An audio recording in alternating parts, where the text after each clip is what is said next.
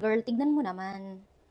Wow, ang ganda ng formula nito ha. Ito yung eye makeup look na nagawa ko using this eye makeup collection ni Colorette Cosmetics na last year pa nila ni-release. Which is binili ko din agad. Isang set yan. May kasama pa nga siyang ganitong pau and itong freebie nila. Pero ngayon ko lang siya na-try for the first time. Itong video na to is parang first impression review ko na din. Start tayo with BFF eyeshadow palette. Yung colors niya perfect talaga for everyday. Start tayo dito pang eyeshadow base.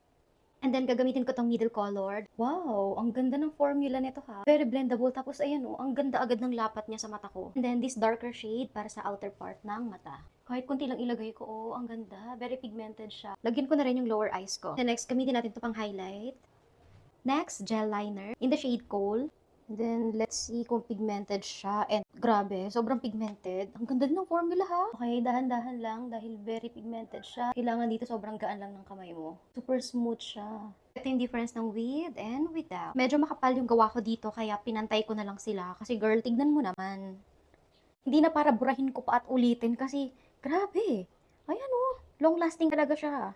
And for our last step, finally, magmamaskara na tayo. Yung mascara, medyo mabilis siyang matuyo. Sayang, hindi siya masyadong ma-appreciate since aside sa makapal yung eyeliner ko, sobrang nipis talaga ng pilik mata ko. Kahit hindi siya makapal, tignan nyo. Ito lang yung mascara na nakapag-visible ng lower lashes ko. Sobrang nipis niyan. And here's my final look.